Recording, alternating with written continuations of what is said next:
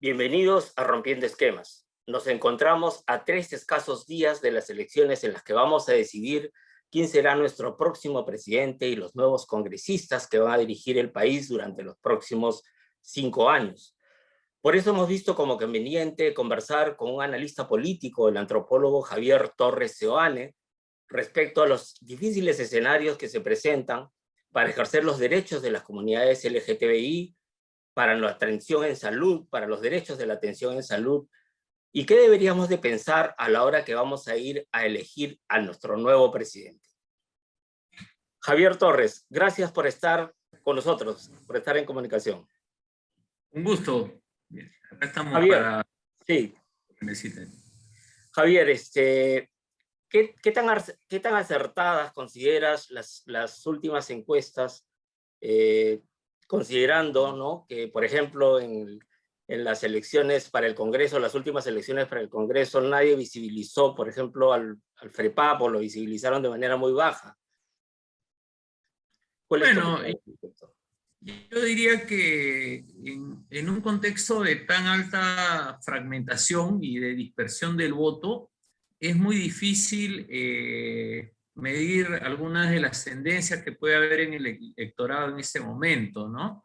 Y además, como tienes un sector muy alto de electores que no han decidido su voto, o que lo van a decidir estos días, o que de repente respaldan un candidato y después cambian de opinión, ¿no? Porque no es un voto firme, eso puede generar problemas en las encuestas, ¿no? Estamos en tiempos donde, a diferencia de hace 5 años, tú tenías claramente una candidata como Keiko, que desde 6 meses antes sabíamos que iba a entrar a la segunda vuelta, y casi con el porcentaje que tuvo, ¿no? Lo que no se sabía es quién la acompañaba, y eso se definió en las últimas semanas, ¿no? Pero yo creo que tiene que ver con eso, ¿no? Más que con falta de rigor metodológico, porque creo que hay unos 3 encuestadoras serias en el Perú, las otras no cuentan. Yo diría que el problema es ese, que hay, como no hay adhesiones ideológicas fuertes en el Perú, ¿no? Tampoco va a haber un voto fuerte, como era pues antes, que tú decías el sólido norte aprista, o Lima, que una época votaba por el PPC y después por Somos Perú, ¿no? O la Selva, que siempre votaba por Acción Popular, o la izquierda en el sur. Eso ya es muy difícil de que se dé así, ¿no? Entonces, el voto además está tan disperso, se calcula que podrían haber 9, 10 bancadas en el Parlamento, ¿no? 9 tenemos ahora, podrían haber más todavía. Entonces, yo creo que ese es el problema, ¿no? Que las encuestas nos dan la referencia de lo que está pasando, o de lo que estaba pasando hace 3, 4 días, pero hoy día ya la cosa cambió. Ha habido en esta última encuesta del fin de semana una diferencia entre Ipsos y el Instituto de Estudios Peruanos, ¿no? Un poquito significante, se podría mencionar, si consideramos que Ipsos pone como a los 5 candidatos casi al mismo nivel. Sin embargo, el Instituto de Estudios Peruanos, sin embargo, Ipsos pone un poquito más arriba al Lescano, ¿no? Sí, bueno, sin entrar a los datos concretos, ¿no? Bueno, no se puede. Efectivamente, hay una diferencia, pero el problema es que una cosa es un simulacro, donde, como Ipsos, donde a ti te dan una cédula y tú tienes que marcar, claro, ¿no?, claro, en blanco. Y otra cosa es una encuesta, que además en el caso de IEP hay que recalcarlo, y ellos siempre lo han dicho, es una encuesta telefónica. Donde lo que hacen es leerte la lista de candidatos, ¿no? No es que tú estás viendo el símbolo, no estás viendo la foto del candidato. Entonces, eso puede generar estas diferencias, ¿no? De repente hay candidatos que la gente escucha el nombre y al toque los reconoce porque son los más conocidos, pero hay otros candidatos que de repente la gente los ubica por su rostro nomás, o por su símbolo, ¿no? Como siempre se dice, ¿no? AP, Noticias de Acción Popular, seguramente que le suena a más personas que decir Johnny Lescano. Por más que Lescano es candidato a la presidencia, yo supongo que el nivel de recordación de Acción Popular en el lector peruano debe ser altísimo, ¿no? Como decir el APRA, ¿no? Todo el mundo se acuerda. no está en carrera, pero es una marca conocida, como dicen, ¿no? En cambio, si hace el nombre y es una lista larga de candidatos, ¿no? Entonces puede ser que al elector se le pierda a la hora de... Así como se pierde cuando mira la cédula, ojo, también se pierde porque tú encuentras una sábana y ahí algo yo he comentado con varias de las jefes de las encuestadoras que he podido entrevistar en La Mula, ¿no? Tú ves que la OMPE no ha hecho trabajo de educación electoral como se hacía en otras épocas, como que el CER también, donde yo he trabajado muchos años, también así. Hay otras instituciones, ¿no? Que íbamos con las cédulas, se le enseñábamos a la gente ensayaba, se equivocaba, tú le decías, bueno, no se puede marcar de tal forma. Entonces, también cuando en un simulacro a ti te ponen la sábana esa, te mareas, ¿no?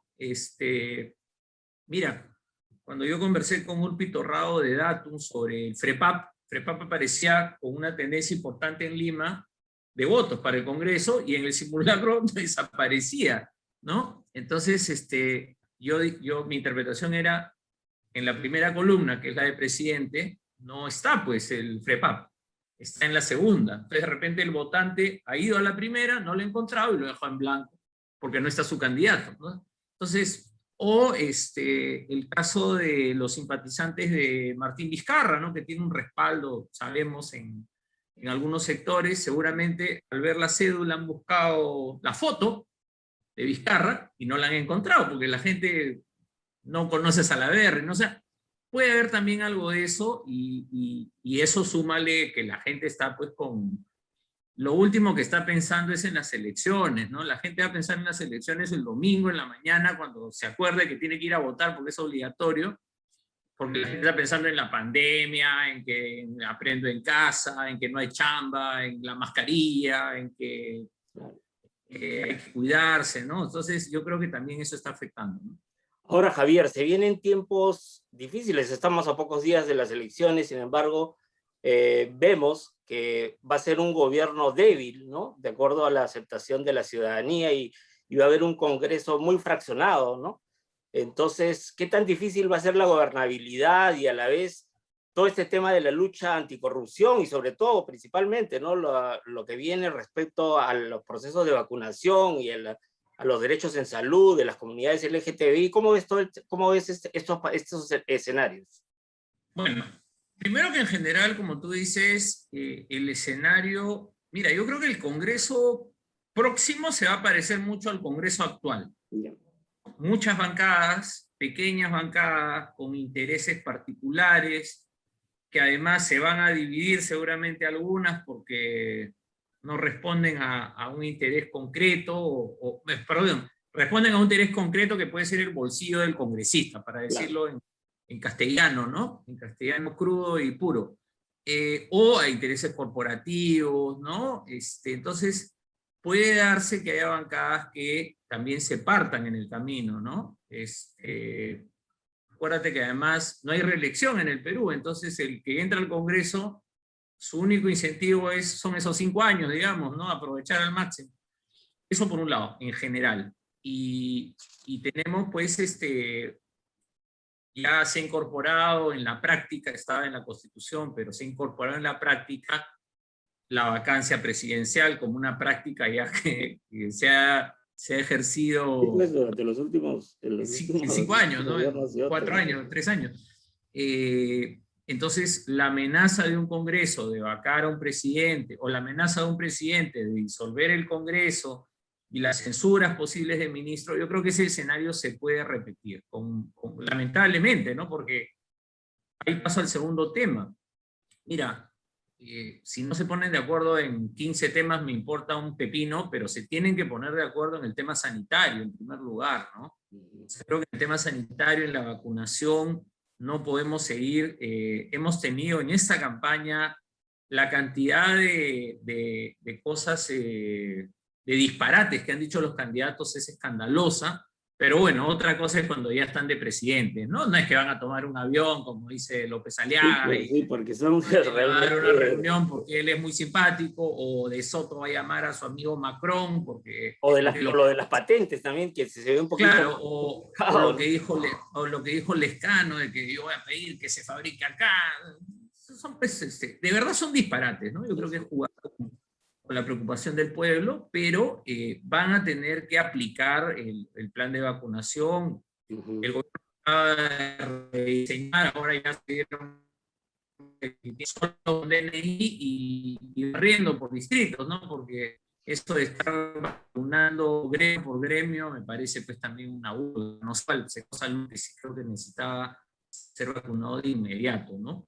Entonces, ese es un tema, ¿no? Y con respecto a la comunidad LGTBI, yo creo que hay que estar preocupados, hay que estar muy alertas, porque vamos a tener, no creo realmente que el señor López Aliaga llegue a la presidencia, de eso estoy casi seguro, pero va a tener una bancada. Va a tener una bancada y va a querer golpear desde el Congreso a la comunidad LGTBI, no tengo ninguna duda de eso. Él es un hombre que tiene pues una mirada, su valoración de falta de respeto a la comunidad LGTBI, ¿no? Y yo creo que ahí va a haber que estar muy atento a vigilar eso, y sí espero que el próximo retroceda, al contrario, hay que promover políticas para los derechos y garantizar los derechos de la comunidad LGTBI, pero hay que estar muy alerta. Yo creo que el Congreso que se viene, vamos a tener, no digo una bancada mayoritaria de conservadores, pero vamos a tener gente muy conservadora y que va a seguir con la ideología de género y todo este discurso antiderechos, ¿no? Entonces, bueno, hay que estar alerta y bueno, elegir bien, ¿no? Yo no voy a decir por quién hay que votar, pero creo que está Claro. claro por quién tienen que votar, ¿no? El tema de la lucha anticorrupción que se ha avanzado de Sí, alguna manera durante los últimos tiempos, también es un escenario favorable para los grupos mafiosos que pueden de alguna manera intentar neutralizarla y rescatar o sacar de, ¿no? O rescatar a sus cuadros que están judicializados en este momento, ¿no? Eso es todo un tema complicado lo que sí. se viene. Sí, la lucha contra la corrupción también, bueno, está bajo amenaza permanente, Sí, ¿no? ya estaba bajo amenaza en los últimos tiempos, sí. Pero creo que ahora es el momento en que se van a iniciar finalmente los juicios, que se ha demorado mucho en el inicio de los procesos judiciales, y bueno, ahí lo que hay que garantizar y hay que garantizar la autonomía del Poder Judicial. Han habido avances, pero muy pocos, y efectivamente hay muchos intereses cruzados, muchos políticos, no solo los grandes, no solo los expresidentes, no solo Keiko Fujimori, investigados y acusados por corrupción en el Perú, pues hay de todos los partidos prácticamente, ¿no? A nivel regional, a nivel local. Entonces, ahí sí también creo que es una tarea de la sociedad civil insistir en que no se pare la lucha contra la corrupción. Incluso la corrupción que se ha cometido en plena pandemia, ¿no? En algunos gobiernos regionales, sobre todo, otro tipo de irregularidades que han habido en el manejo de compra de insumos médicos, de bienes, ¿no? Que hay las denuncias, ¿no? Eso hay que investigar. Claro. Javier, para ir cerrando un poco esta entrevista, ¿qué deberíamos de pensar los ciudadanos al momento de ir a votar, ¿no? Y unos un día o 2 días antes, ir pensando que vamos a elegir a alguien que va a administrar nuestros recursos, nuestro patrimonio, nuestros bienes, ¿no? Nuestros bienes que son de todos los peruanos.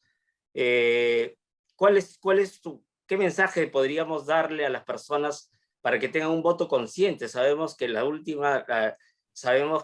segunda vuelta va a necesitar de propuestas más serias, ¿no? Para poder elegir de manera más clara a quienes van a ser los próximos gobernantes, ¿no? ¿Cuál es tu opinión al respecto?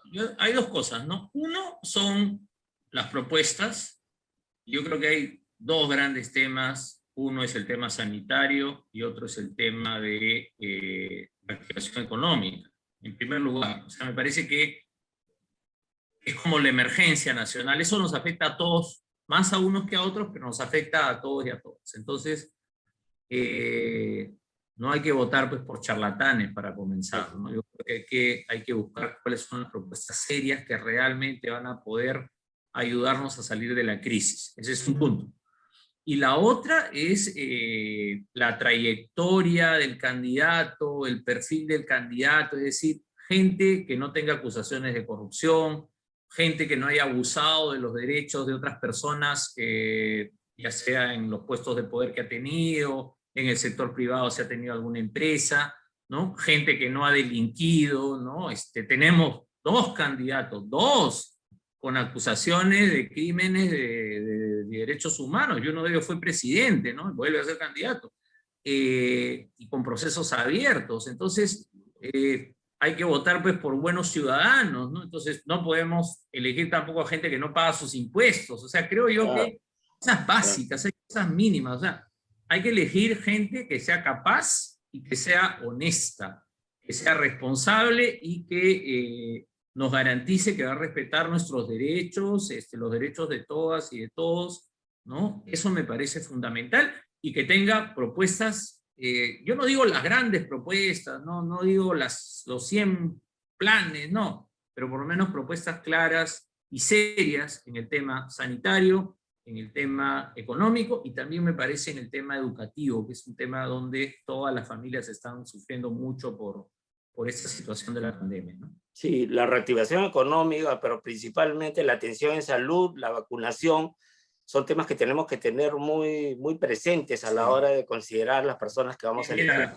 Yo hay algo que siempre digo, y es que sin vacunación no va a haber reactivación. Sin vacunación no hay reactivación económica posible. Esa es la verdad, ¿no? Mientras no nos podamos vacunar todos, esto va a seguir en estas idas y vueltas, en estas olas, en estas nuevas olas y las variantes, etc. Entonces, ahí se tiene que concentrar y tiene que hacerse con más seriedad de lo que se hizo tanto en el gobierno de Vizcarra, donde se perdió mucho tiempo, como incluso en el gobierno de Sagasti, donde se han cometido también errores en la vacunación, que ahora se están corrigiendo, y que yo espero que estas correcciones se mantengan, ¿no? Muy bien, Javier. Te agradezco mucho que hayas estado un momento con nosotros y esperamos en cualquier momento volver a conversar. De repente, a la segunda vuelta podemos darnos otra conversación. Con todo gusto, Alonso. Un gusto y un saludo a todos los amigos y amigas de tu programa. Chao. Gracias, Javier.